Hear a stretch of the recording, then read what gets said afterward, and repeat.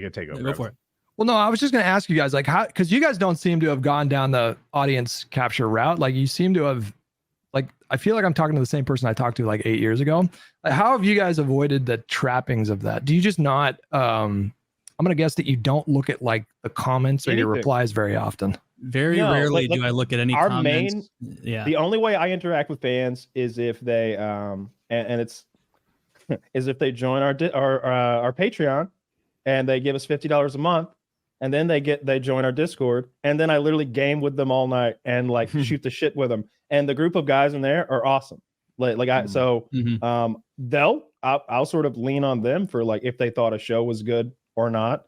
And sycophants that they are, they love everyone. They love everyone. They've never had a complaint, and they better not, because I'll stand. They know I will. I'm liberal with the band hammer.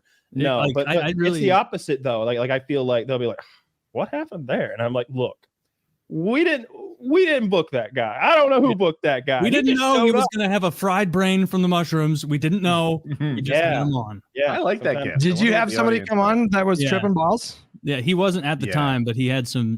We had a guest. Or he probably was. I'm so naive. So this guy touted himself as some sort of a shaman per se. And basically his story was that he had this awful experience where his wife, who was pregnant with his unborn child, died in a car accident that he caused. And it ruined him to the extent where he sought out psychedelics, more and more potent doses of them to sort of get over that trauma. And my take is that while doing that, he fried his brain. And so then he's got this new wife, and he told us that he's like, so at this point in my life, my wife was saying, I'm going to murder the children. I'm going to take the gun. I have the gun, and I'm going to murder the children. So then I went on one of my retreats to the Dominican Republic and did mushrooms with some guys. And when we got back, I talked to her, and I had a whole new frame of mind. I'm paraphrasing, but it was basically that. And so I'm like, I'm doing this when I'm like, whoa.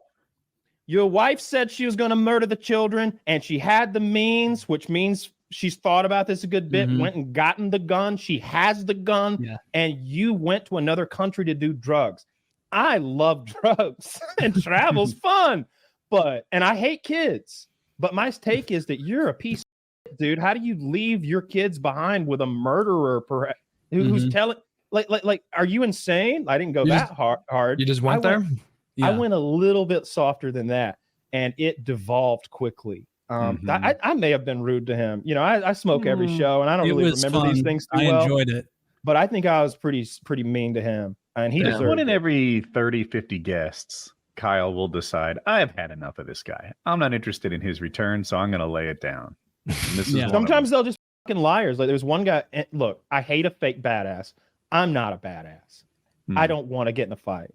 I'm not good at it. I wouldn't be good at it if I tried. I'm not gonna pretend like I will be or aren't you still ripped as fuck, or did that go away? I beat the shit out of you, bro.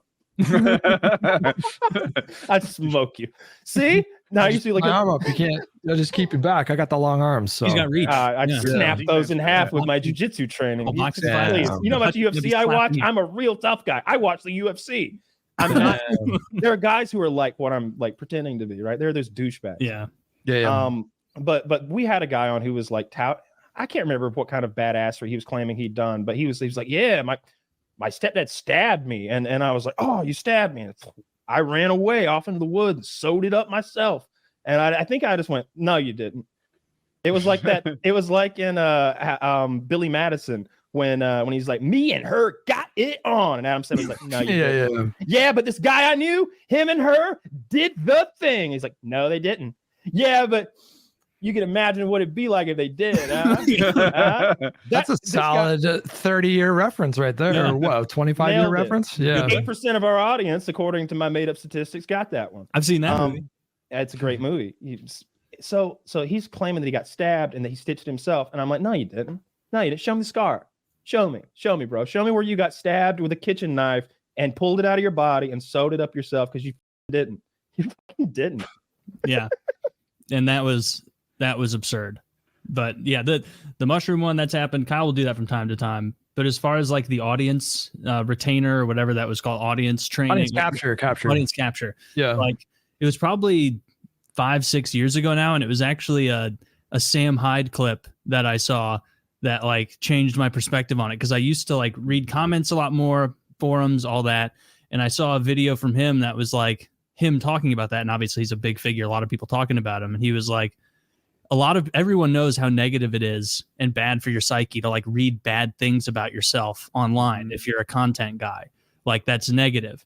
But he also made the point of like, it's also almost as sinister and bad to read positive things about yourself. Like the whole idea of like sitting there reading about yourself is going to breed in you like a sort of unintended narcissism in one way or the other that is going to change you as a person. And by the same rationale, by the same rationale that you would say, don't read that negative stuff. They don't know you. Don't read that positive stuff. They don't know exactly. you. Yeah. Dude. They don't know how full of you were when you said that thing, or that you were being charitable just because you felt like you had to, or like they don't know the pressures that you're under, or like or any of that stuff. Well, So like it's like it's like a house of cards. So like I heavily identify with that. Like early on in my like online career, dude, I was showered with attention and praise nonstop, and I bought into it, and I'm like reading every comment, and it really didn't take long for me to realize like this is not like a foundation. Like your foundation needs to be like the relationships that you have with people in your life. You like, could have done live event shows, like chats with Hutch. Show up and pay $10 at this club in LA tonight, and people would have shown up. Like and it was like super intoxicating in the beginning, but it really was like a year, 2 years where it was like it just fell apart. Like I need more than that, and so I started. That's when I kind of disappeared. Did it turn negative on you, Hutch? Like, is that how you remember it?